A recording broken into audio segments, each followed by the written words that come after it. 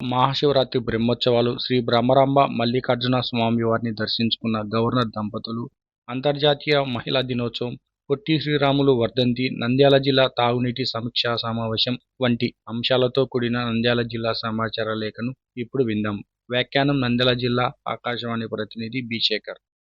నంద్యాల పట్టణంలో గుర్రాజా English medium school 23వ వార్షికోత్సవ వేడుకల్లో వైద్య ఆరోగ్య శాఖ మంత్రి సత్యకుమార్ యాదవ్ పాల్గొన్నారు. గత సంవత్సరం 10వ తరగతి మంచి మార్కులు సాధించిన విద్యార్థులకు సన్మానం చేశారు. ఈ సందర్భంగా మంత్రి మాట్లాడుతూ, కేంద్రంలో ఎన్డీఏ ప్రభుత్వం అనుసరించినటువంటి ప్రజారంజక పాలనను గుర్తించిన ప్రజలు వరుసగా బీజేపీకి మూడోసారి పట్టం కట్టడాన్ని ఆయన హర్షించారు. అమరావతి, పోలవరం ప్రాజెక్టుల నిర్మాణానికి కేంద్రం భారీగా నిధులు ఇవ్వడంతో పనులు శరవేగంగా జరుగుతున్నాయి. పేద ప్రజల కోసం బీజేపీ ఎన్నో సంక్షేమ పథకాలు అందిస్తుందని అన్నారు. శ్రీశైలంలో మహాశివరాత్రి సందర్భంగా ఆంధ్రప్రదేశ్ ప్రభుత్వం తరపున పట్టు వస్త్రాలను సమర్పించిన దేవాదాయ శాఖ మంత్రి ఆనం నారాయణ రెడ్డి సమర్పించారు. స్వామి అమ్మవార్లకు ప్రత్యేక పూజలు నిర్వహించారు. ఈ సందర్భంగా మంత్రి మాట్లాడుతూ, మహాశివరాత్రి సందర్భంగా శ్రీ బ్రహ్మరాంబ మల్లికార్జున స్వామి అమ్మవారికి పట్టు వస్త్రాలు సమర్పించడం చాలా ఆనందంగా అన్నారు. శివరాత్రికి వచ్చే శివస్వాములకు, ప్రజలకు ఎలాంటి ఇబ్బంది లేకుండా దర్శనం కల్పించడం జరిగింది. ఈ ఉత్సవాల్లో శివభక్తులకు లడ్డూ ఉచితంగా ఇవ్వడం జరిగింది. మహాశివరాత్రి ఉత్సవాలకు దాదాపు 10 లక్షల మంది భక్తులు స్వామి అమ్మవారిని దర్శించుకున్నారని అన్నారు.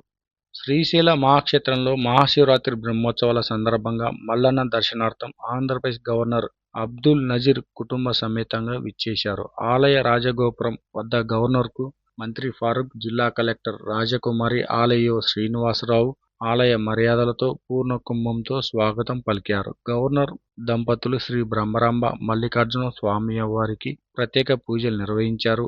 అమ్మవారి ఆశీర్వాద మండపంలో గవర్నర్కు శేష వస్త్రాలతో సత్కరించి స్వామి అమ్మవార్ల చిత్రపటాన్ని, తీర్థప్రసాదాలను అందజేశారు.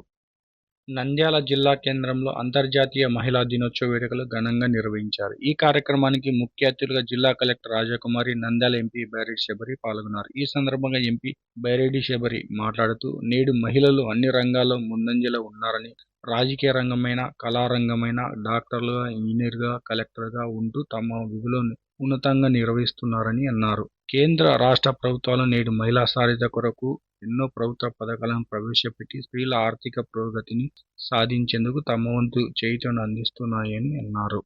శ్రీశైల మహాక్షేత్రంలో బ్రహ్మోత్సవాలు విజయవంతం చేశామని ఆలయ శ్రీనివాసరావు అన్నారు.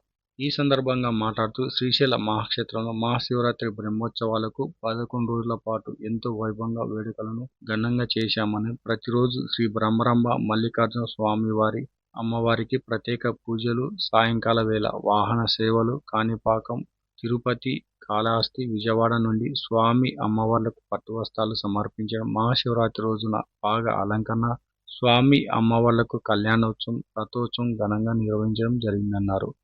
నంద్యాల జిల్లా ప్రజాప్రతినిధులు ఎన్ఎండి ఫారూక్, బి. శాంతరెడ్డిలు ముఖ్యమంత్రి నారా చంద్రబాబు నాయుడు కలిసి నంద్యాల జిల్లాలో రైతులు ఎదుర్కొన్న సమస్యల గురించి వివరించారు. ఈ సందర్భంగా మంత్రి బి. శాంతరెడ్డి మాట్లాడుతూ, నంద్యాల జిల్లాలో వరి, జొన్న పంటలకు గిట్టుబాటు ధర లేక రైతులు తీవ్రంగా నష్టపోతున్నారని ముఖ్యమంత్రి నారా చంద్రబాబు నాయుడు దృష్టికి తీసుకెళ్లామని తెలిపారు. ప్రస్తుతం జిల్లాలో కింటా మొక్కజొన్నలు 2,400 రూపాయలు మాత్రమే గిట్టుబాటు ధర చెల్లిస్తున్నారని, కాబట్టి మద్దతు ధర 3,400కు పెంచి మొక్కజొన్న రైతులను ఆదుకోవాలని అన్నారు. అలాగే ప్రస్తుతం జిల్లాలో కింటా వరి పంటకు 1,200 మాత్రమే గిట్టుబాటు ధర చెల్లిస్తున్నారని, గిట్టుబాటు ధరను 1,800కు పెంచి వరి పండించే రైతులను ఆదుకోవాలని ఆవశ్యకతను తెలియజేశారు. పట్టణంలో చిన్న చెరువు వద్ద స్వర్ణాంధ్ర స్వచ్ఛాంధ్ర ర్యాలీలో రాష్ట్ర ప్రభుత్వ ప్రధాన కార్యదర్శి విజయానంద్ పాల్గొన్నారు.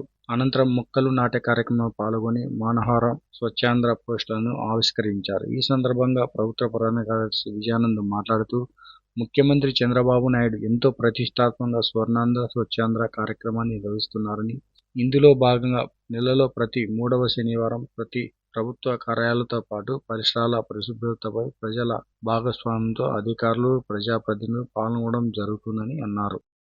ఇప్పటి వరకు నంద్యాల జిల్లా సమాచార లేఖను విన్నారు. మరిన్ని కొత్త వార్తా విశేషాలతో ఏప్రిల్ నెల సమాచార లేఖలో కలుద్దాం.